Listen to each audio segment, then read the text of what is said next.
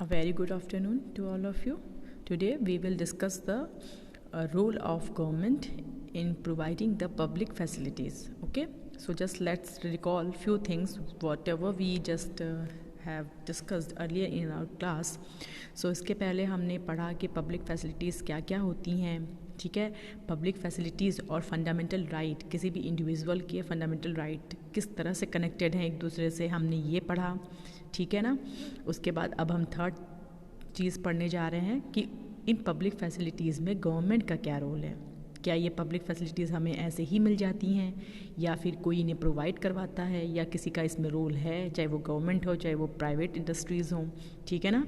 So let's get discuss with this thing here that given that public facilities are so important, someone must carry the responsibility of providing these to the people. अभी आपने पढ़ा कि public facilities कितनी important होती हैं, चाहे वो water availability हो, चाहे वो इलेक्ट्रिसिटी अवेलेबिलिटी हो, चाहे वो स्कूल हो, चाहे वो कॉलेजेस हों, कितनी ज़्यादा इंपॉर्टेंट होती हैं किसी भी इंडिविजुअल के लिए.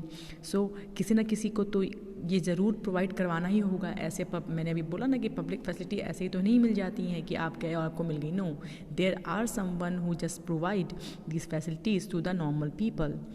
This someone's is the government. और वो समवन कौन है? वो गवर्नमेंट है. ठीक है. One of the most important functions of the government is to ensure that these public facilities are made available to everyone.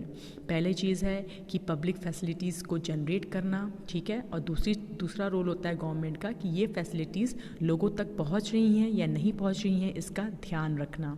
Late us try and understand why the government and only the government must bear this responsibility. अब चलिए हम आगे हम पढ़ेंगे कि क्यों government ही है जो कि ये रोल प्ले करती है या ये रिस्पॉन्सिबिलिटी बियर करती है. कोई और क्यों नहीं करता है? क्यों नहीं कोई और कंपनी या कोई और सेक्टर आपका पब्लिक फैसिलिटीज़ प्रोवाइड करवाता है? देखते हैं.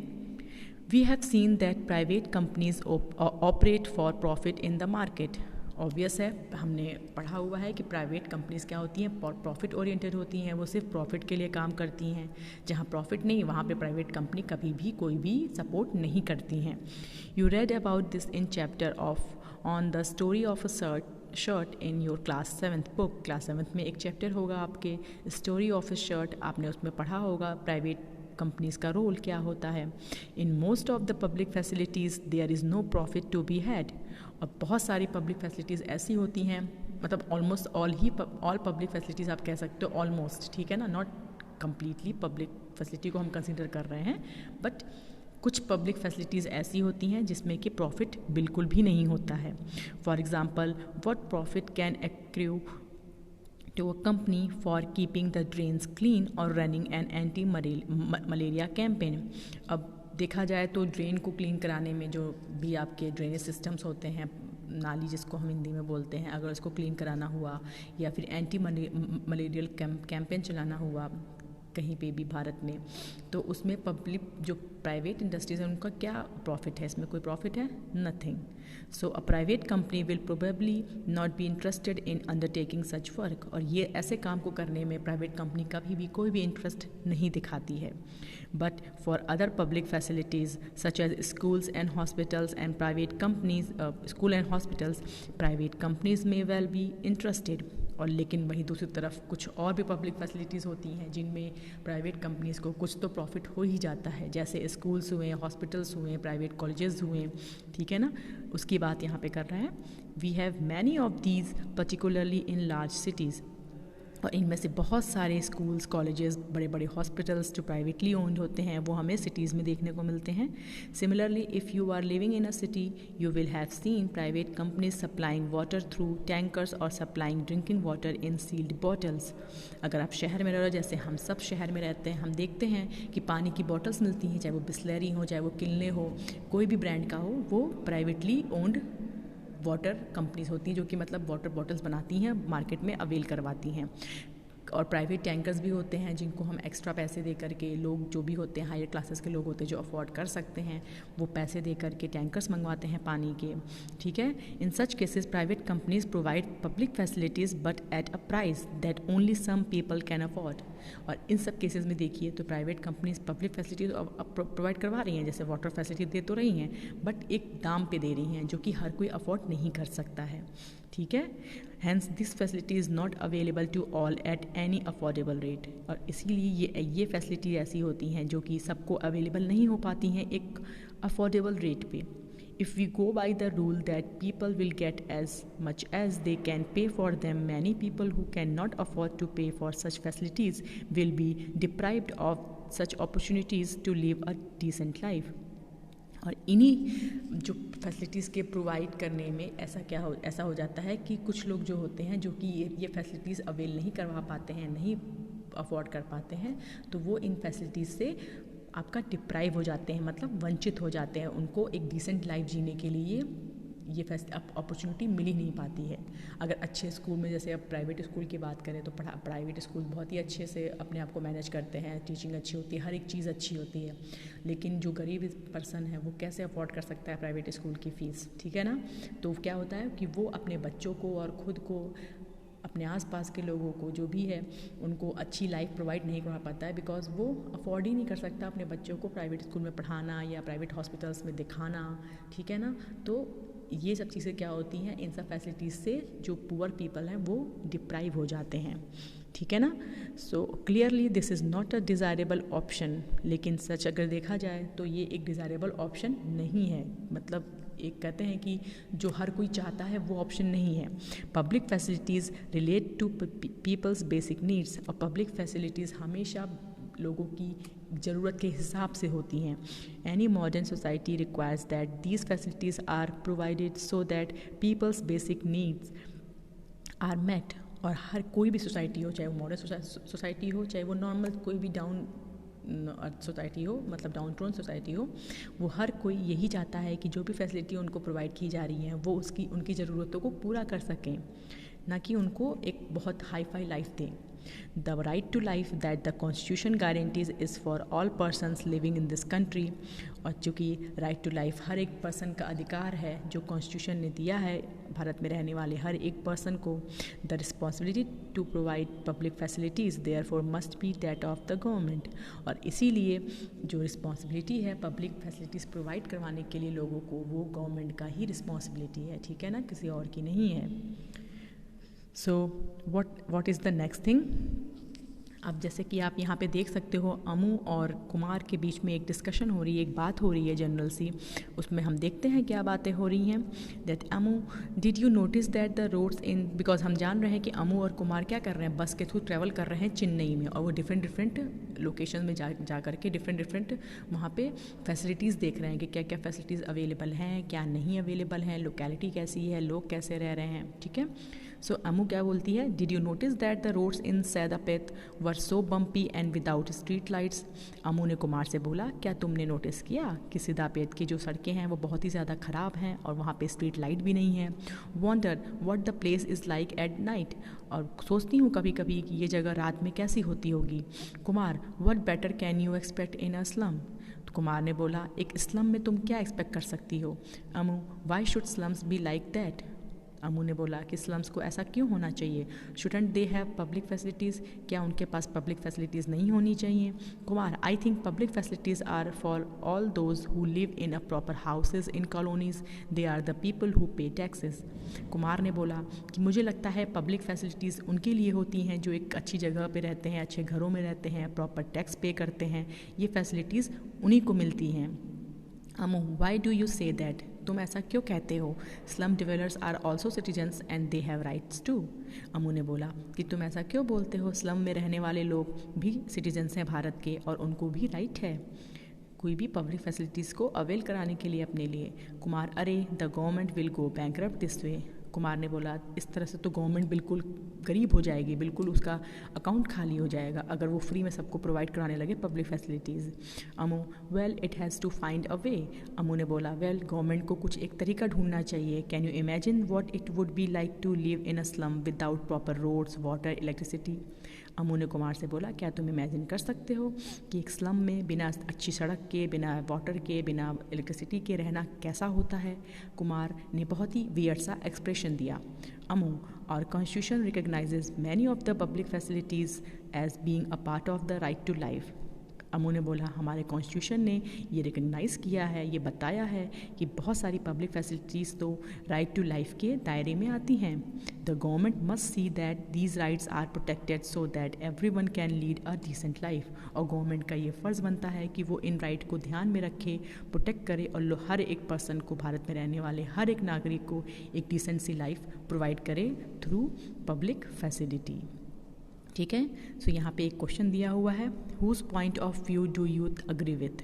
अमू और कुमार में से दोनों में से किसके पॉइंट ऑफ व्यू से आप अग्री करते हो? जो अमू बोलती है या जो अमू मान रही है वो, या जो कुमार ने बोला वो? इसका जवाब आप मुझे व्हाट्सएप पे दोगे टेक्स्ट के थ्रू, या आप अपनी कॉपी में भी इसको लिख सकते हो, मुझे पिक्चर सेंड कर सकते हो। ठीक है, so let's move on to the next one, that is brown colour box, what it has in it. Where does the government get money for public facilities? अब थर्ड चीज़ आती है आपकी कि जो भी पब्लिक फैसिलिटीज़ गवर्नमेंट हमें provide करवाती है उसके लिए पैसे कहाँ से आते हैं। अब ऐसा तो नहीं है कि आपको पता है कि कुछ भी इस लाइफ में, इस हमारी सोसाइटी में कुछ भी करने के लिए हमें पैसे की ज़रूरत पड़ती है। तो गवर्नमेंट भी अगर हमें पब्लिक फैसिलिटीज़ दे रही है, मींस गवर्नमेंट के पास कुछ पैसे होंगे तभी वो ये फैसिलिटीज़ प्रोवाइड करवा पा रही है। ठीक है, और ये पैसे कहाँ से आते हैं? जैसा कि आप हर साल देखते होंगे बजट आता है, ठीक है ना, तो उस बजट में क्या होता है? उस बजट में दो चीज़ें होती हैं, एक तो हमने कितना अमाउंट पिछले साल खर्च किया, दूसरा हमें कितने अमाउंट की ज़रूरत है आने वाले सालों में। ठीक है, सो ये दो चीज़ हमारे बजट में मेंशन होती है। तो हर साल ये बजट पेश किया जाता है और इसी के थ्रू जो भी अमाउंट गवर्नमेंट को दिया जाता है, स्टेट गवर्नमेंट को दिया जाता है, उसका यूज़ करके वो पब्लिक फैसिलिटीज़ प्रोवाइड करवाती है। और जो भी अमाउंट आता है, जो बजट में जो भी अमाउंट आता है, उसका सबसे बड़ा हिस्सा आता है आपका टैक्सेस से। जो भी गवर्नमेंट हमारे ऊपर टैक्सेस लगाती है, चाहे वो प्रॉपर्टी टैक्स हो, चाहे वो वाटर टैक्स हो, चाहे वो हाउस टैक्स हो, चाहे वो एजुकेशन टैक्स हो, ठीक है ना, उन सारे टैक्सेस से जो भी पैसा आता है उसका शेयर होता है हर फैसिलिटीज़ में प्रोवाइड करवाने में। ठीक है ना, सो ये बॉक्स उसी के बारे में बातें कर रहा है। सो आपको यहाँ पे एक होमवर्क करना है और ये होमवर्क बहुत ज़्यादा इम्पॉर्टेंट है, do not forget to complete it, कि आपको 2020-21 का बजट देखना है। अभी 21-22 का बजट भी आने वाला है, जस्ट फैब में आएगा वो, ठीक है ना, फिर आपको वो अपडेट भी करना है। पर अभी के लिए आप क्या करोगे? अभी के लिए आप 2020-21 का बजट देखोगे और हर बजट में आप देखोगे कि ये एक ग्राफ मेंशन होता है। जैसे यहाँ पे ग्राफ दिया हुआ है ना, एक सर्कल बना हुआ है कि कितने पैसे गवर्नमेंट के पैसे कहाँ कहाँ स्पेंड होते हैं, उसका ग्राफ है। और सेकंड ग्राफ है कि गवर्नमेंट के पास पैसे कहाँ कहाँ से आते हैं। ठीक है, तो इन दोनों ग्राफ को आप बनाओगे। आप ऑनलाइन जाओगे, ऑनलाइन नेट पे सर्च करोगे बजट का, 2020-21 का बजट सर्च करोगे और आप ये क्वेश्चन और आंसर, इस क्वेश्चन को डालोगे कि central government spends money on rupees goes to, तो ये ग्राफ खुल के आ जाएगा। ठीक है, और आप ये भी अगर मेंशन करोगे tax revenue of central government rupees comes from, ठीक है ना, तो टैक्स जो रिवेन्यू है वो कहाँ कहाँ से आता है, तो ये भी ग्राफ आपका खुल के आ जाएगा उसमें। तो ये दो चीज़ आपको करनी है, ये दोनों ग्राफ आपको ऑनलाइन सर्च करने हैं और आपकी फेयर कॉपी में, ठीक है, जो आपका अगर दोनों लाइनिंग पेजेस हैं, नो वरी, और अगर आपके इंटरलीफ है, एक तरफ आपके ब्लैंक, एक तरफ आपके लाइनिंग है, तो जो ब्लैंक शीट है, ब्लैंक वाला पोर्शन है, उस पर आप ये दोनों ग्राफ ड्रॉ करोगे। ठीक है, और अगर नहीं है तो आप लाइनिंग वाले पे ही ड्रॉ करोगे, but you will draw this 2 graphs, very very important. फिर अभी जब नेक्स्ट बजट आएगा तो मैं आपको अपडेट करूँगी और आप उसके रिगार्डिंग वो ग्राफ फिर ड्रॉ करोगे और उसमें मैंशन करोगे सारी चीज़ें। ठीक है, this is the homework for you. So in brown color box there is the question answer is given. I will just send you the answers of these questions, so don't worry for that. Okay, so here is a few things given here that bus transport की बात यहाँ पे हो रही है कि buses जो services होती हैं वो भी भारत पे बहुत बड़ा, भारत के में इनकम आने का, भारत के रिवेन्यू आने का, गवर्नमेंट के पास रिवेन्यू आने का बहुत बड़ा रोल प्ले करती हैं बसेस सर्विसेज, मेट्रो सर्विसेज। ठीक है ना, तो ये सब भी क्या है, आपकी पब्लिक फैसिलिटीज़ में ही आती हैं। सो इसके बारे में यहाँ बताया गया है। हम नेक्स्ट उस पर आते हैं। Water supply to Chennai, is it available to all? अब चेन्नई में वाटर सप्लाई की क्या कंडीशन है, क्या ये सबको अवेलेबल होती है, हम ये देखते हैं यहाँ पे. While there is no doubt that public facilities should be made available to all, in reality we see that there is a great shortage of such facilities. जैसा कि हमें पढ़ने में आता है कि पब्लिक फैसिलिटीज़ सबको मिलनी चाहिए, बट अगर रियलिटी की बात करें तो ये फैसिलिटीज़ सबको नहीं मिल पाती हैं. In the rest of this chapter we will read about the provisions of water which as we have seen is a public facility of great importance. अब इसके बारे में हम इस चैप्टर में आगे पढ़ेंगे. Water supply in Chennai, as we saw at the beginnings of the chapter, is marked by shortages. और जैसा कि हमने स्टार्टिंग में ऑलरेडी देख लिया था कि चेन्नई के डिफरेंट लोकेशंस पे वाटर सप्लाई कितनी बुरी है, कितना शॉर्टेज है पानी का. Municipal supply meets only about half the needs of the people of the city. और जो म्यूनसिपल सप्लाई है वो सिर्फ और सिर्फ कुछ ही लोगों तक पहुंच पाती है. On an average there are, अगर एवरेज बात की जाए तो बहुत कम लोगों तक ये म्यूनसिपल का जो पानी है, जो म्यूनसिपल सप्लाई करती है पानी का, वो पहुंच पाता है. There are areas which get water more regularly than others. और ऐसे कुछ एरियाज़ भी हैं जहाँ पे लोगों को पानी प्रॉपरली मिलता है अगर अदर से कंपेयर किया जाए. Those areas are that are close to the storage points get more water, whereas colonies further away receive less water. और वो एरिया जो कि आपका जब पानी का स्टोरेज जहाँ पे ज़्यादा है, पानी की सप्लाई अच्छे से हो रही है, उस जगहों पे हैं तो उनको पानी मिल जाता है, और जो वो उस जगह से दूर रहते हैं वहाँ पे पानी की सप्लाई प्रॉपर नहीं हो पाती है. The burden of shortfalls in water supply falls mostly on the poor. और इनका सबसे बड़ा जो नुकसान जो झेलते हैं वो होते हैं गरीब. The middle class when faced with water shortages are able to cope through a variety of private means such as digging bore wells, buying water from tankers and using bottled water for drinking. अगर middle class की बात करें तो वो कहीं ना कहीं से मैनेज करके अपने शॉर्टेज को पूरा कर लेते हैं, जैसे या तो वो खुद का हैंडपम्प लगवा लेते हैं या पानी का टैंकर मंगवा लेते हैं या बाहर से पानी खरीद के पी लेते हैं. लेकिन जो गरीब हैं वो इन तीनों में से कोई भी चीज़ करने के लिए अफोर्डेबल या सक्षम नहीं होता है, वो उसके लिए वो चीज़ें अफोर्डेबल नहीं होती हैं. Apart from the availability of water, access to safe drinking water is also available. अब पहली बात तो आ गई कि वाटर की अवेलेबिलिटी, लेकिन उसके साथ साथ आपको सेफ वाटर की अवेलेबिलिटी, एक्सेस होना बहुत ही ज़्यादा ज़रूरी है. ठीक है. Also available to some and this depends on what one can afford. और पहले तो वाटर की अवेलेबिलिटी के लिए प्रॉब्लम थी, ठीक है, हर कोई अफोर्ड नहीं कर पा रहा था. दूसरा, सेफ वाटर की एक्सेस भी हर कोई अफोर्ड नहीं कर पाता है. Once again the wealthy have more choices thanks to the booming market in bottle water and water purifiers.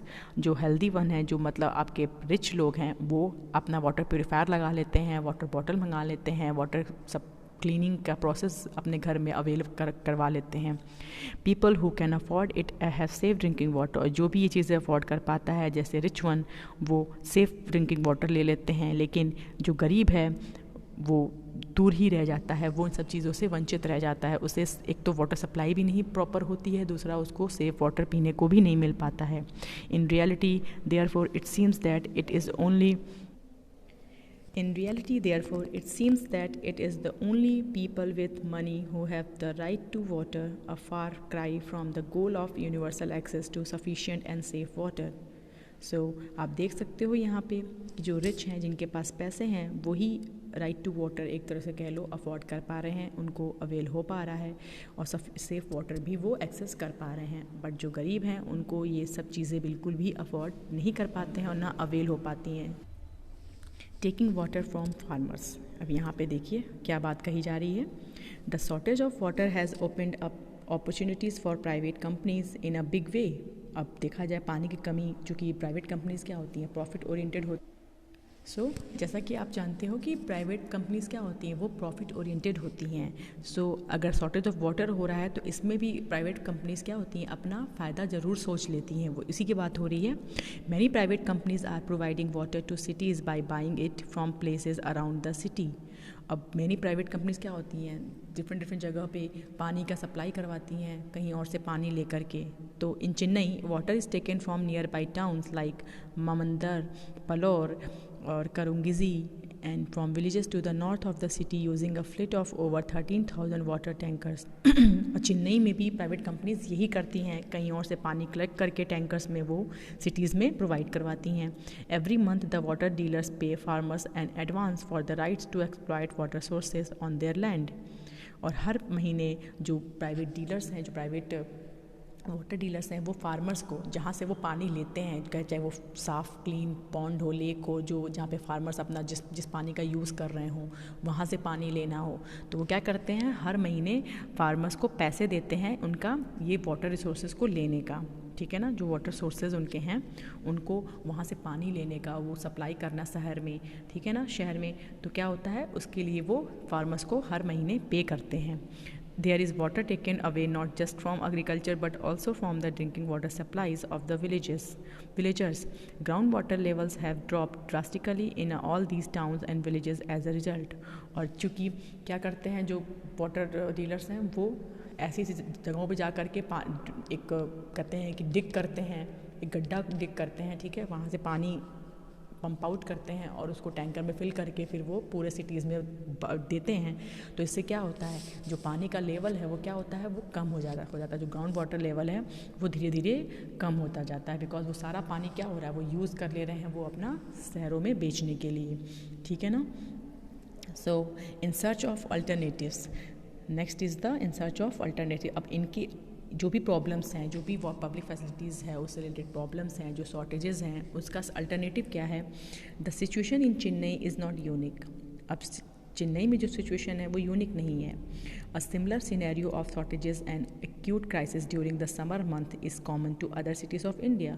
और ऐसे क्राइसिस तो अदर सिटीज़ में भी आते हैं, पानी की सप्लाई जहाँ बिल्कुल ख़त्म हो जाती है, कम हो जाती है.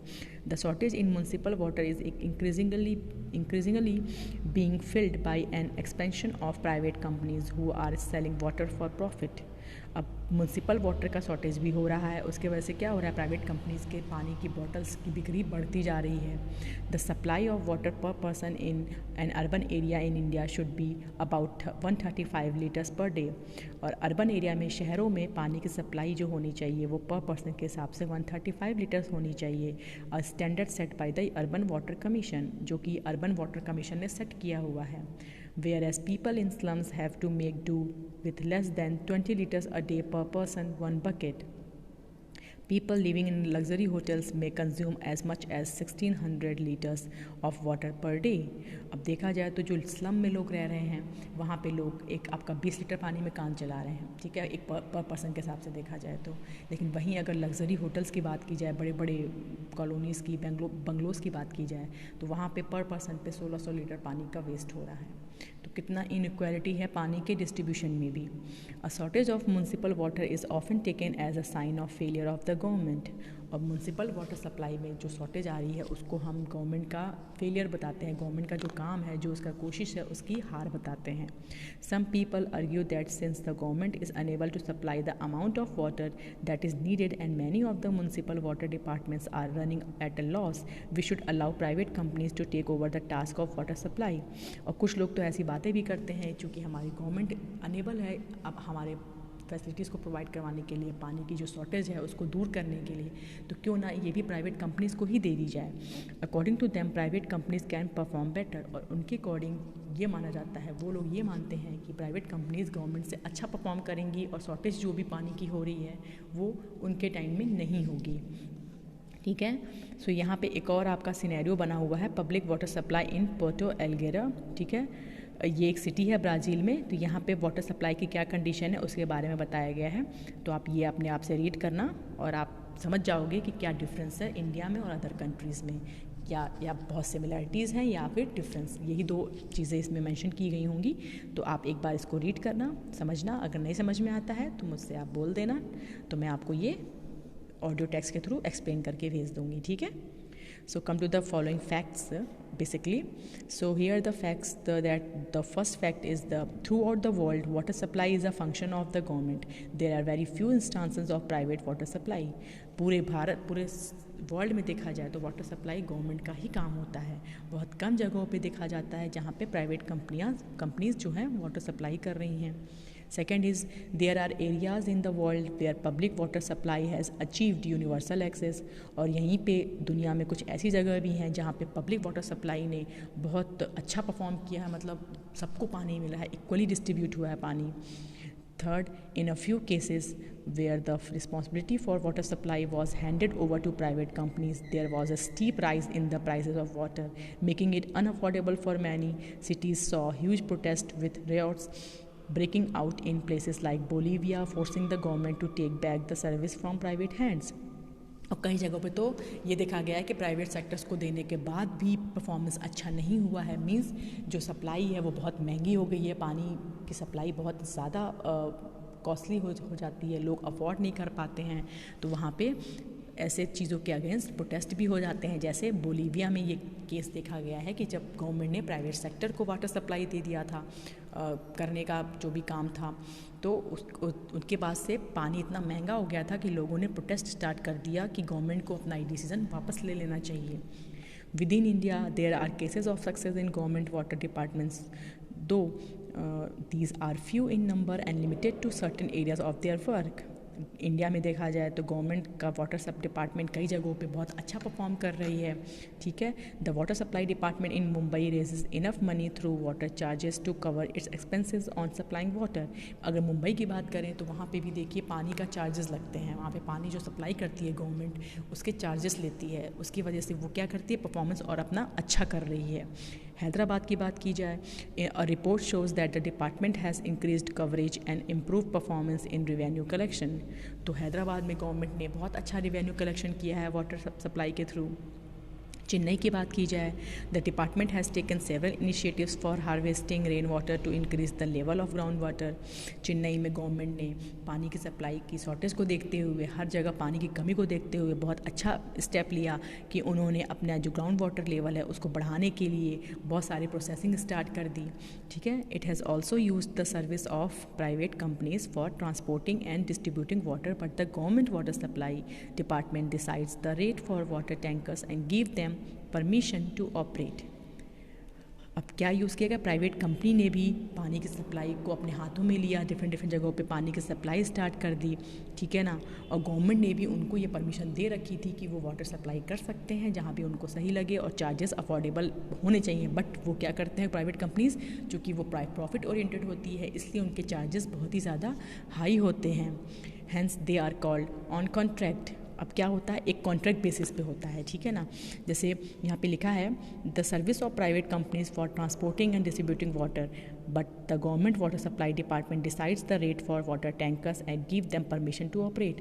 और तीसरी चीज़ क्या होती है कि गवर्नमेंट और प्राइवेट सेक्टर के बीच में एक कॉन्ट्रैक्ट हो जाता है कि आप वाटर सप्लाई करो इस सिटी में और आप इतना चार्जेस लोगों से लोगे. ठीक है ना, तो उस केस में क्या होता है कि वाटर सप्लाई भी होती है और प्राइजेस भी फिक्स्ड होते हैं. एक कहते हैं ना कि एक अफोर्डेबल प्राइस, आप कह लो रीजनेबल प्राइस पे वाटर सप्लाई की जाती है. लेकिन अगर वही चीज़ अगर पूरी की पूरी प्राइवेट कंपनी को दे दी जाए, वो अपने हिसाब से डिसाइड करे, तब वो चार्जेस बहुत ज़्यादा हाई हो जाते हैं. ठीक है ना, so this is what this government are trying to do right now. ठीक है ना, अभी जो पानी की जितनी भी प्रॉब्लम्स को देखते हुए गवर्नमेंट ने ये डिसीजन लिया है. ठीक है, सो यहाँ पे एक है एक्सटेंडिंग सैनिटेशन फैसिलिटी. अब सैनिटेशन फैसिलिटी को एक्सटेंड करने के लिए भी गवर्नमेंट ने क्या क्या स्टेप्स लिए हैं, क्या क्या चीज़ें करवाई हैं. महात्मा गांधी का आप देख सकते हो कि गांधी जयंती को स्वच्छ भारत अभियान के रूप में मनाया जाता है. ठीक है ना, 2 अक्टूबर 2014 को ये अभियान चालू हुआ था और 2019 तक भारत को स्वच्छ बनाने का प्रण लिया गया था. तो बहुत सारी चीज़ें हैं जो सैनिटेशन को देखते हुए की गई हैं, अभी तक गवर्नमेंट ने की है. तो उसके बारे में यहाँ पे कुछ डिटेल दिया हुआ है. सो ये भी आप अपने तरीके से अपने आप से पढ़ोगे. ठीक है ना, और अगर आपको कोई इशू होता है तो आप मुझसे पूछ सकते हो कि मैम ये इसका मतलब क्या है, या क्या बोल रहा है, या फिर ये जो प्रोग्राम है या इनिशिएटिव है ये क्या है. तो मैं आपको वो चीज़ भेज दूँगी, या तो मैं आपको उसकी पिक्चर भेज दूँगी या तो फिर मैं आपको डिटेल भेज दूँगी. ठीक है ना, और अभी जितने भी क्वेश्चंस इसमें आए हैं वो सारे क्वेश्चंस आंसर मैं आपको व्हाट्सएप कर दूँगी, तो आप उनको फेयर कॉपी में मेंशन कर लेना. ठीक है, पर तब तक के लिए आपको क्या करना है, जो भी मैंने आपको होमवर्क दिया हुआ है ग्राफ बनाने के लिए वो आपको डेफिनेटली फॉर श्योर बनाना है, ठीक है ना, जिससे आपको पता चले कि गवर्नमेंट का जो भी एक्सपेंस है वो कहाँ जाता है और जो भी पैसा आता है वो कहाँ से आता है, ठीक है ना। तो आपको एक आइडिया हो जाएगा कि हमारा जो बजट है वो किस तरह से काम करता है, किस तरह से बनता है। तो अभी 2021-22 का भी आने वाला है, तो उसका जब आएगा तो मैं आपको अपडेट करा के उसका भी बनवाऊंगी फिगर। तो आप एक कंपेयर करना कि कितना किस किस चीज़ में कितना कितना इंक्रीमेंट हुआ है, कितना कितना डिक्रीमेंट हुआ है, ठीक है ना। So this is enough for this lecture. I think this chapter has been done now. So जो भी क्वेश्चन आंसर इस चैप्टर के हैं मैं आपको वो सेंड कर दूँगी। यहाँ पे एक क्वेश्चन नंबर 6 है। ये क्वेश्चन नंबर 6 आप अपने मन से कंप्लीट करोगे, पहले ट्राई करोगे कि आपको कैसे करना है, क्या करना है, ठीक है। क्या क्वेश्चन पूछ रहा है ये, take some of the public facilities in your area such as water, electricity, roads, ठीक है ना। Is there scope to improve this, what in your opinion should be done, complete the table. अब ये आपका ओपिनियन है, यहाँ पे आपका ओपिनियन मांग रहा है, तो मैं कोई हेल्प नहीं करूँगी, ये आपका पूरा कंप्लीटली आपका ओपिनियन होगा कि वाटर सप्लाई अगर हो रही है तो क्या इम्प्रूवमेंट होना चाहिए, अगर अवेलेबल है तो क्या इम्प्रूवमेंट होना चाहिए, अगर नहीं है तो भी इम्प्रूव करके क्या उसको अवेलेबल अच्छे से करा सकते हैं, ये आपको मेंशन करना है इन चारों पब्लिक फैसिलिटीज़ में, water, electricity, roads and public transport. तो ये चीज़ आपको खुद से करनी है। बाकी जो भी क्वेश्चंस मुझे इसमें लगेंगे आपको आपके लिए ज़रूरी है करवाना है आपको, तो मैं आपको वो उसके आंसर्स भेज दूँगी। Okay, so I hope that this chapter has been just clear in your mind, and if you do have any query, any problem regarding any topic, anything, you can just ask me on my number, you can call me, okay, I will make it clear for you. Till then, take a good care of yourself, students. Have a good day.